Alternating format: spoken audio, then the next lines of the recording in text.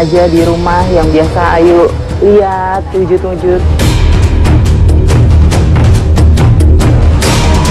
Udah dikeluarin.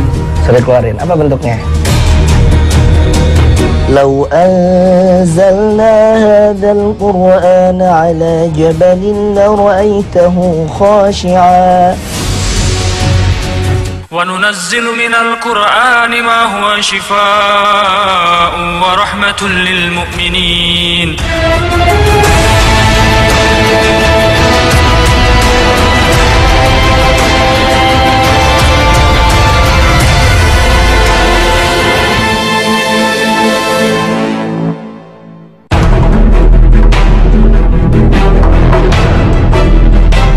Pemirsa Rukia, saat ini saya sudah bersama Sri Ayu. Menurut Sri Ayu, dari sejak usia dini dia sudah mempunyai teman berwujud makhluk gaib. Iya. Anak-anak kecil berupa perempuan ya.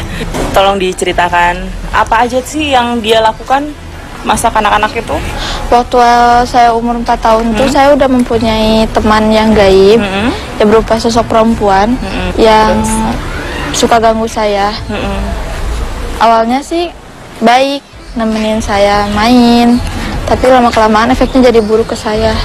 Efeknya ganggu saraf otak, jadi suka lemot gitu. Terus suka sakit-sakitan terus, apalagi di anggota sebelah kanan.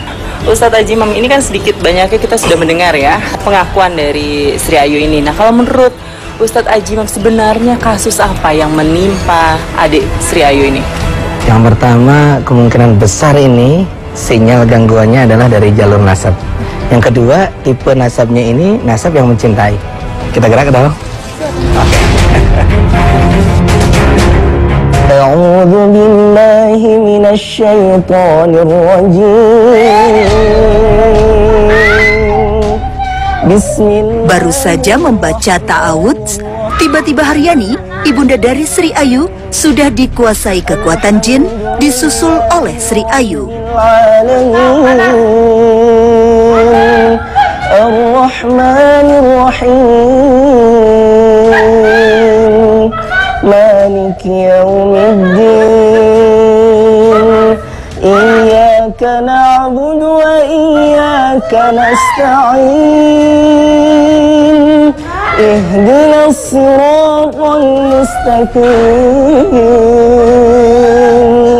siratal ladzina an'amta 'alaihim, ghairil maghdubi 'alaihim waladdallin.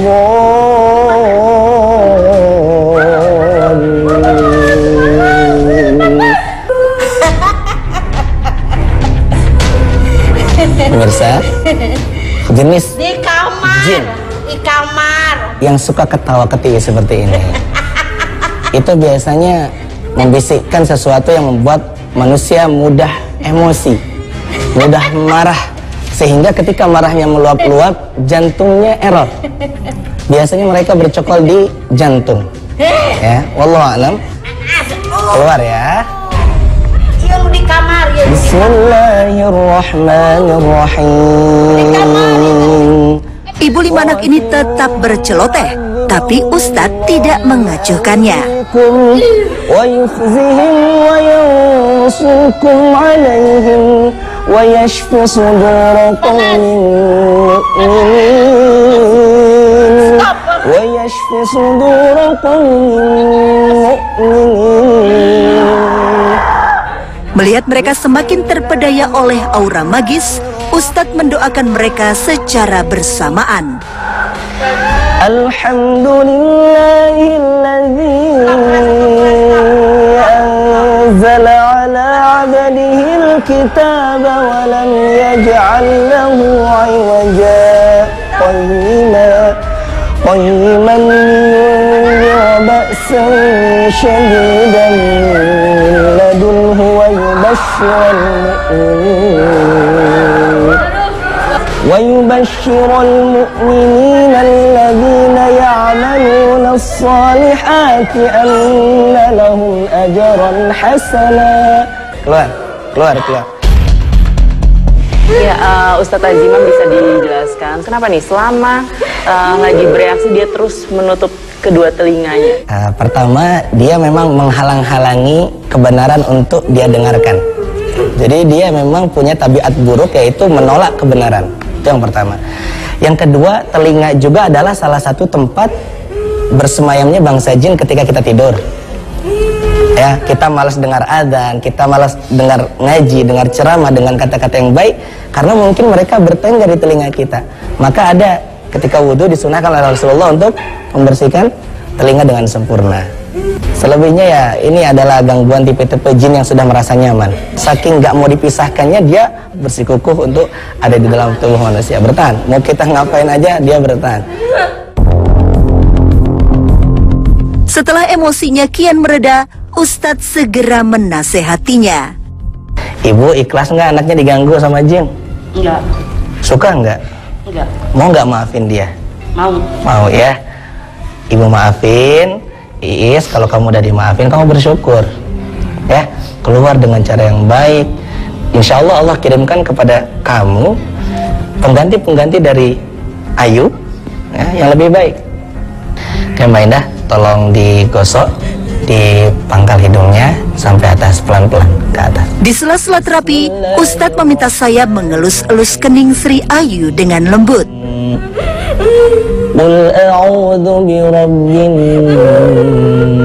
Nah, teknik ini nih berguna sekali untuk menenangkan jiwanya.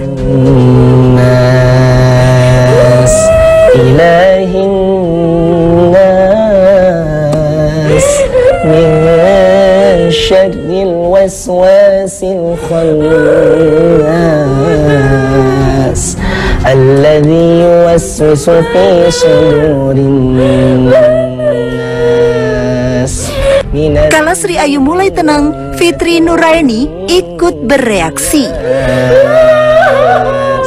Ustadz Aji, kenapa tadi ketika Ustadz meminta saya untuk mengusap secara halus, tiba-tiba kakaknya pun Fitri ikut terserang nih Pak Ustadz ini? Apakah memang jin ternyata menyerang secara keseluruhan keluarganya Ayu? Pertama di sini kemungkinan ada ikatan nasab yang kuat ya. Ikatan jin nasab yang kuat biasanya bertengger di khayshum. Pemirsa, di sini nampak jelas bahwasanya gangguan jin-jin yang terwariskan dari leluhur amat sangat mendominasi keluarga ibu ini. Ya, subhanallah. Makhluk gaib masih enggan melepaskan pengaruhnya dari perempuan-perempuan muda ini. Namun, itikat baik kami tak diterimanya dan jin ini terus berbuat ulah. Ayo kontrol dirinya yuk. Akhirnya, Ustadz berinisiatif kembali meminta gadis ini menghirup zaitun dan habah barokah yang dicampur dengan herbal-herbal lainnya. Udah aja, nggak apa. Ayo kontrol yuk, kontrol. Menghirup ramuan itu tentu ada tujuannya, yakni tidak lain dan tidak bukan mengobati gangguan jin yang berpusat di al-hoysum atau pangkal hidung. Ya dihirup, bismillah. Setelah menunggu cukup lama, akhirnya kesadaran Sri Ayu dan Fitri telah kembali. Mudahan timur, hidung. Akan tetapi, Fitri masih merasakan ada sesuatu yang tidak beres di kepalanya. Bismillah, bismillah, bismillah. Ustadz lalu memandunya untuk menghilangkan semua energi buruk yang masih tersisa di bagian kepalanya. Hadir. A'udzubillah. Pemirsa Rukyah, rupanya keluhan-keluhan yang mereka rasakan berbeda-beda. Sri Ayu mengutarakan indera keenamnya terbuka lebar hingga mampu menembus dimensi lain. Sedangkan Fitri mengungkapkan selalu merasa sakit di area kepalanya. Namun apa yang dialami anak-anaknya tidak sama dengan yang dirasakan Haryani. Perempuan berkulit sawo matang ini mengutarakan kerap mengalami masalah di bagian lidahnya. Lidahnya sering terasa keluh, sulit melakukan pengucapan di area wajah, mulut, rahang mengalami kelemahan, dan mudah lupa. Ya, pemirsa Rukyah, saat ini saya akan dibantu oleh Ustadz Iksan. Nah, Ustadz Iksan bisa dijelaskan bagaimana caranya agar menenangkan jantung ibu supaya tidak menjadi tempat untuk bermukimnya jin-jin tersebut. Ya, kalau di meridian jantung Iya. mulai dari ketiak. Oke, dari ketiak Ya, kemudian sampai ke kelenting. Titik-titik untuk penenangan jantung dan untuk jantung saya kasih ini di daerah Oke. dan kemudian di ibu agak di kanan ketika dibuka buka sedikit bu. Nah, Caranya bagaimana agar dibiasakan ya? dipijat, Tidak perlu pakai tenaga? sampai tenaga, Oke. seperti itu. Gini aja ya? Iya. Oke, gini aja ya. Pijat, kenyang, gitu. Dan kemudian di sebelah sini juga sama, dipijat seperti Oke, sini juga ya? Ya, Oke. gitu. Ibu bagaimana setelah ibu terapi sendiri tangannya? Yang dirasa bagaimana? Tenang? Ya, langsung ya tenangnya. Alhamdulillah.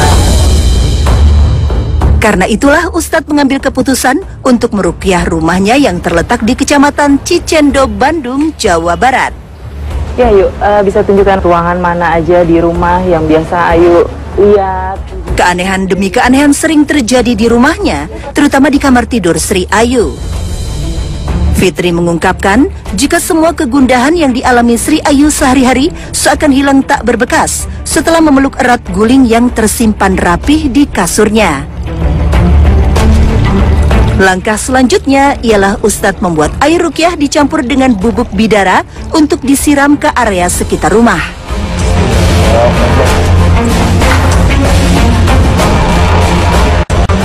Sekejap, ibu dan kedua anak perempuannya terkena gangguan makhluk gaib kembali. Ya, pemirsa Ruqyah, ketika Ustadz Ajimam sedang menetralisir rumahnya Ayu, tiba-tiba Ayu dan sang bunda merasakan begitu kepanasan ya. Hawa yang tiba-tiba berubah menjadi panas, yang tadi sejuk berubah menjadi panas. لو أنزلنا هذا القرآن على جبل لرأيته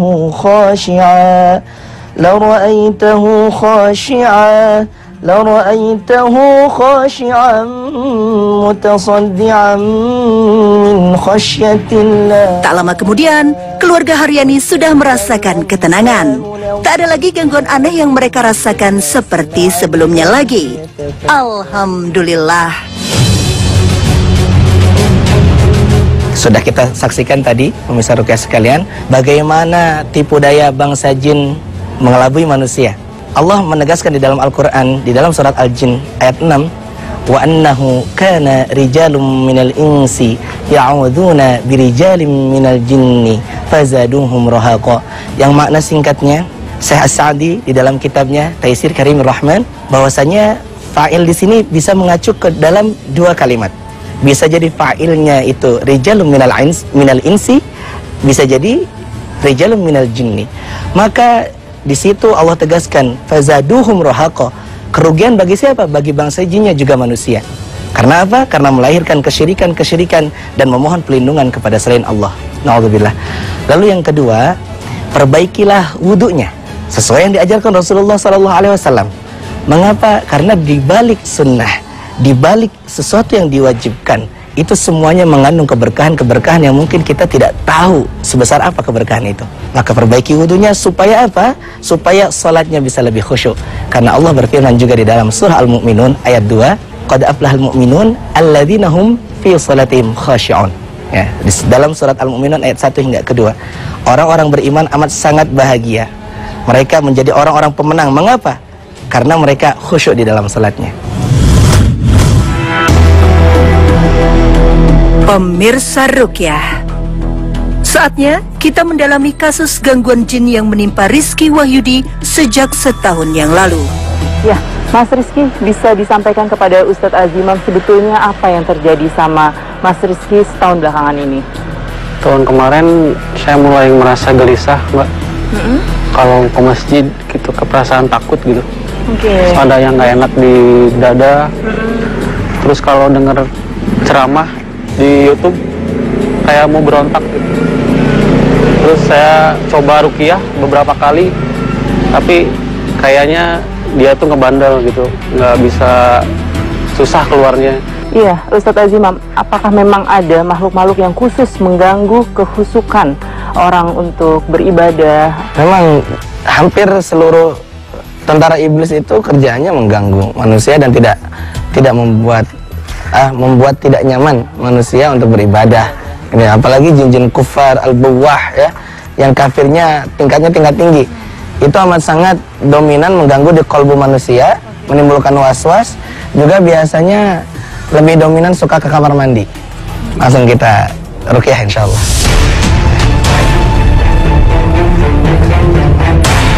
Wa'alika bi kalimatillahi tammati allati la yujawizuhunna barrun wala fajir min syarri ma khalaqa wa dzara'a wa bara'a. Sesudah menggenggam informasi, Ustadz Aziman langsung melakukan terapi. Bismillahirrahmanirrahim. Alhamdulillahi rabbil alamin. Ar-Rahmanir-Rahim. Maliki yaumiddin. Iyyaka na'budu wa iyyaka nasta'in. Ihdinas siratal mustaqim. Siratal ladzina an'amta 'alaihim ghairil maghdubi 'alaihim waladdallin.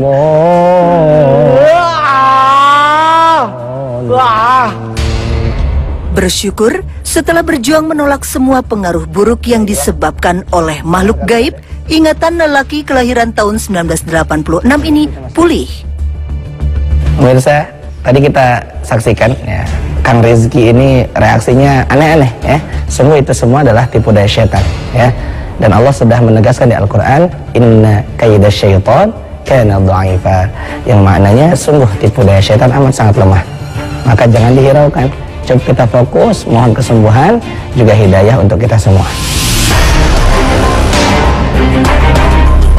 Ya, pemirsa Ruqyah, saat ini saya bersama Mas Rizky juga Ustadz Azimam sudah berada di rumah Mas Rizky.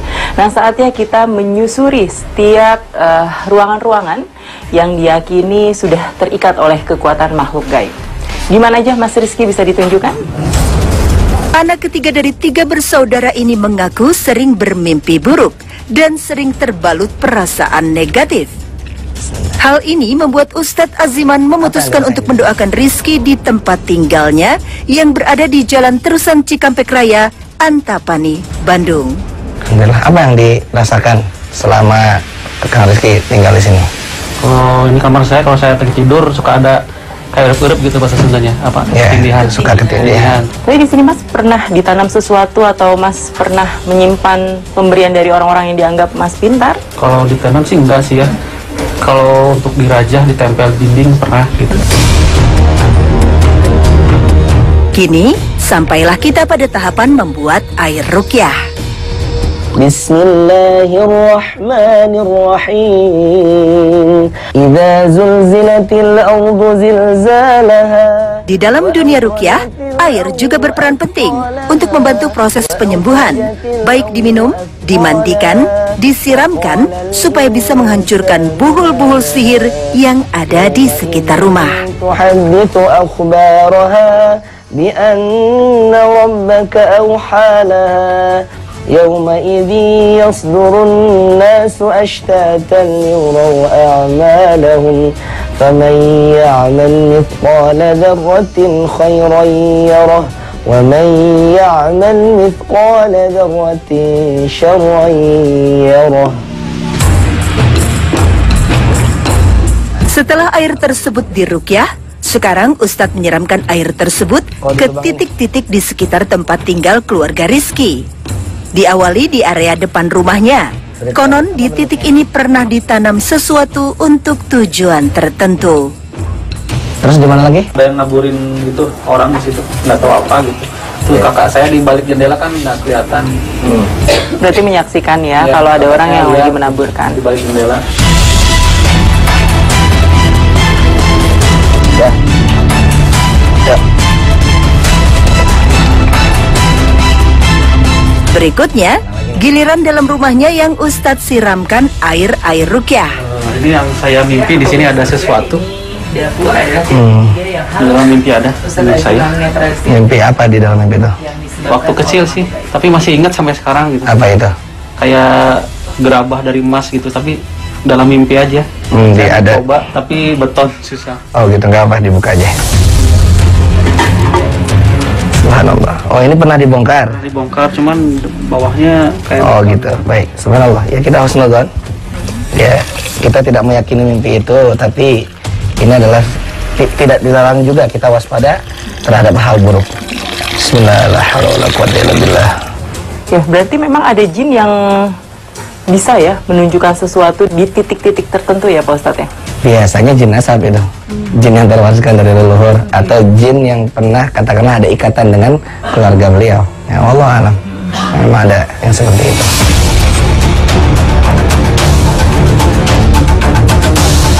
Di kamar inilah yang pernah ada kejadian ganjil dan sempat membuat seisi rumahnya tak punya nyali. Seperti tempat-tempat sebelumnya, kamar ini pun disiramkan air ruqyah. Alhamdulillah, selesai rumah ini dibersihkan dari kekuatan-kekuatan gaib, tidak lagi terasa hawa panas, justru sekarang terasa sejuk dan nyaman.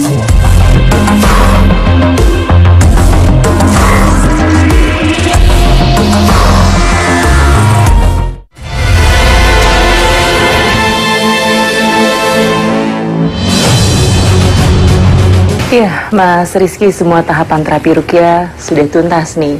Sekarang gimana yang dirasakan Mas Rizky? Alhamdulillah ya, udah enakan kalau ke masjid tadi ringan gitu. Iya. Alhamdulillah. Alhamdulillah. Lalu yang gejala-gejala lainnya bisa diceritakan? Sebelumnya kalau mau ke masjid berat gitu, kayak mau perang. Tadi alhamdulillah ringan. Alhamdulillah. Mudah-mudahan ini adalah tanda juga ciri bahwasanya bangsa jin sudah tidak betah di dalam tubuh Kang Rizky, begitu ya. Saran saya untuk Kang Rizky untuk memerangi itu semua, ini perlu kerjasama dengan seluruh keluarganya, khususnya istrinya. Ya, yang pertama biasakan amalkan amalan-amalan yang dilakukan Rasulullah SAW. Sekalipun tak mampu semuanya, ya setidaknya ada 1, 2, 3 amalan yang istiqomah yang bisa diamalkan bersama-sama. Misalnya puasa Senin Kamis, atau mungkin makan bersama, itu juga amat sangat penting. Dan makannya pakai tangan kanan, baca bismillah, karena setan-setan makannya dengan tangan kiri, berdiri, juga tak suka bagi-bagi, gitu ya. Dan untuk pemirsa, apabila ada yang merasakan keluhan-keluhan semacam beliau, yakini bahwasanya setiap penyakit ada obatnya. Karena Rasulullah SAW bersabda, likulli da'in dawaun, fa'idha usibat dawa'ud da'i bara'a bi'idnillah, yang maknanya setiap penyakit pasti ada obatnya. Dengan catatan, obatnya tepat, caranya juga tepat. Dan selain itu, kita harus mengingat Allah dalam setiap kondisi. Ketika sehat, ketika sakit, dan lain sebagainya. Mengapa? Karena Allah berfirman juga di dalam Al-Quran, fadhkuruni adzkurukum. Ingatlah aku, kata Allah, maka aku akan ingat kalian. Washkuruli, dan bersyukurlah kepada aku, kata Allah.